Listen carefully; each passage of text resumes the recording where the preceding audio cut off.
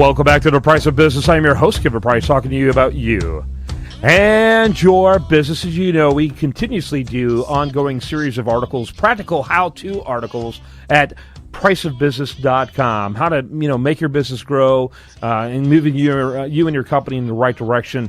Recently, we asked Doug Mitchell to participate in an interview, and he's with a company called Argenta and Argenta Field Solutions, on how to make a good impression on an interview. And I thought, what a timely topic. And Doug, glad to have you on the program. Also, when we do these interviews, follow-up interviews to our articles at priceofbusiness.com. In fact, we did another one earlier in the show. That guest was in Alberta, Canada. They can literally be from all over the world. We've had them from Europe, Africa, all over the world. It's exciting and great having one right here in our studios to talk about one of our topics today. Doug, glad to have you in here. Glad to be here. It's a pleasure. I appreciate y'all having me. You've got kind of a passion, I gathered, from the information we read about helping individuals, come up with the tools and skills they need to find that job. What would you explain that? You're a younger guy, I know this. So is it a little bit of empathy because of what's happening with the millennials and the Generation Xers, the young end of the Generation Xers? They seem to be kind of stuck. Talk a little bit about that. Yeah, absolutely. I mean, I have, I counted the other day just for this interview. I've done over 500 interviews now. And what I've seen a lot of is just a lack of the standard knowledge about how to make a good impression during an interview. So that's why I am passionate about this, because I do believe that the millennials obviously are the future of this country, and it's important that they be educated on this. Yeah, millennials, we have more millennials living at home than any generation of its kind, in their 20s, than any other generation, including the Great Depression. Oh, wow. I found that shocking. Can't get these guys out of the house. And the reason why isn't that they don't want to leave. They'd love to leave, but they don't really have the financial means to do it. Yeah, absolutely. I mean, they're burdened with student loans and things like that, and a tough job market. Yep, absolutely. Love learning more about your company. You've got 2 offices in Houston and 8, and it looks like you've got employees throughout the state. Talk a little bit about that.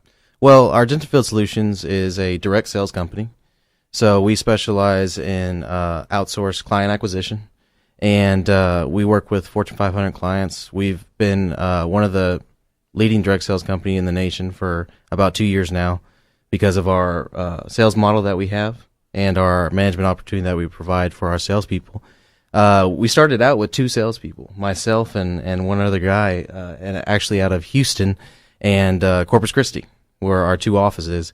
And now we've opened a total of 8 offices and expect to open an additional 4 by the end of the year. And I'm actually looking at space this afternoon in Southwest Houston to open our 3rd office here. So I'm pretty excited about that. Yeah. Congratulations. I appreciate it. So tell us a little bit about, applying for a job. What do people need to know? Well, or going for the interview, rather. Yeah. Okay. So, you've got the standard things, and then you've got a little more in-depth things, that everybody doesn't know. We'll go over the standard things first, treat it like... And let's kind of just quickly go over them, because I want to go a little deeper in some of those less known practices. But so let's talk a little bit about what I think should be obvious, although I've also been, an interviewer and can't believe what people have shown up. So, like going, really? You don't have any clothes? Yeah. Anyway, but talk a little bit about that. Yeah, so your presentation is very important, your dress, okay? There's nothing wrong with being overdressed for an interview, dressing for the position above the one you're applying for. Obviously never come in jeans, t-shirt, scraggly beard or anything like that. You want to be clean cut, whether you're applying for McDonald's or Microsoft. I love the language you use of dress for the position above the job you're applying for. So if you're, unless you're applying for CEO, which most of our millennial friends aren't, you don't have to be, necessarily in the French cuffs and the tailor-made suit. But think about it. Shoot a little bit above the position that you're currently in. Maybe a couple even levels above. I like that. So often, we're happy with appropriate, just appropriate for the job you're doing for. But I think millennials in particular have a hard time even knowing what appropriate looks like. Yeah, so minimum is business casual. And, most positions that you apply for do require business casual. So why not come in a full suit? And like I said, the position above the one you're applying for. The second thing that's pretty standard is your dialect. Yeah. You don't want to talk to your interview like you talk to your friends. You know, the millennials kind of have this thought of a tech startup kind of thing, and T-shirt and jeans and sneakers. Well, even if you are applying at that place, you still need to be professional, and you need to carry yourself that way. The third thing that, again, is pretty standard, but I don't see a lot of young folks coming into my office with this, is being prepared, okay? Having 2 resumes with you.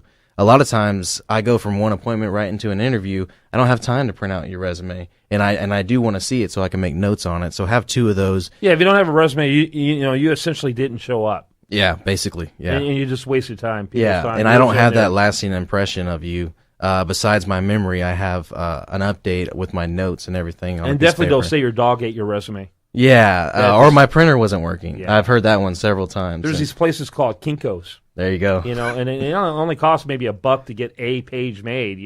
Maybe the cheapest buck you ever spend your whole life. The most profitable buck you ever spent. That's exactly right. And don't use crayon to write out your resume either. Yeah, not quite. But yeah. So and what about those less known practices? So the less known practices is treat your interview like a sale. Okay. Remember, we're all selling something. We're all salespeople, whether it's a product idea or selling ourselves. Okay. So one of the first things about sales, you must become genuinely interested in your client, or in this case, your interviewer's company. Okay. So do the research the night before. Come in with questions about their story. Really take a genuine interest in who they are and what the company is all about, and even what their clients are, and put in what you can do for them into that. Yeah, absolutely. So the next thing is no negative talk. Don't talk negative about a previous employer. You may have had differences, but at the end of the day, if you talk negative about a previous employer, I'm going to think, or an interviewer is going to think, you can talk negative about a future employer. Yeah, and nobody wants that. Or that you're just negative, period. Yeah, that you're just a negative person, period. You might be difficult to work with. Yeah. And then the last thing, what we call in sales, assuming the close, okay? Assume the close. Use future talk. If I do well at this position, what kinds of opportunities do I have for the next level? How can I get into management? How do I become the future CEO of this company? Yeah. If your interviewer is intimidated by that, chances are you don't want to work there, okay? If you can't be replaced, you can't be promoted. So Right. that's an attitude that our company lives by, and that your interviewer should live by as well. So that's real important, to be ambitious. Well, I got to tell you, when I was 19 years old, I had worked on the Reagan campaign. I worked on the Reagan campaign in actually 1980. I guess I was 18. I worked on the Reagan campaign. I was the regional coordinator in Texas for Students for Reagan. Ambitious. And I did really, really well. A lot of counties that were projected to vote for Carter ended up voting for Reagan. I made a lot of good contacts. Senator Chuck Grassley, which he's still in the Senate, his office offered me a job to come work for him after that campaign. And by the time I got to Washington, D.C., things had changed. He was still there. The job wasn't. Man, that was such a volatile environment. But I was such a political geek, and I was going to get a political job. And I got on an elevator with Senator Gordon Humphrey from New Hampshire. And Senator Humphrey was one of the least known members of the U.S. Senate. But I knew everything because I was a geek. Okay. I mean, I was literally a political geek. I knew everything about Very Senator nice. Humphrey. Senator Humphrey had beat the Senate minority leader as an airline pilot. He ran just because he thought it was wrong for anyone to run for re-election without being contested. Every race should be contested. Every voter should have a choice. And so he ran without not even thinking he could win as a full-time airline pilot. He ran and beat the Senate minority leader, the second highest ranked person in the U.S. Senate. I told him, of course, he knew all this, but he was impressed that I knew all this. And he said, "So what are you doing here in Washington?" I said, "Well, I thought I had a job, but it fell through." He said, "Come to my office tomorrow at 9 a.m." And he hired me in that meeting. In fact, he had already arranged for all the hiring to take place.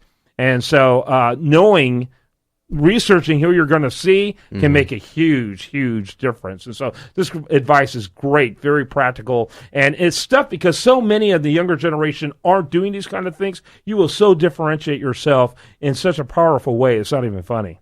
Yeah, when I was younger, fortunately, this kind of stuff just came natural to me. I had a few mentors along the way that actually highlighted it and showed me why it was important. So if I were to wrap up, I would say that standard first couple things I told you about will get you a job, okay? But the last three things I told you about, selling yourself will get you that dream job. Yeah, and that's what we want as a dream job. All right, the website, Team Argenta, TeamArgenta.com.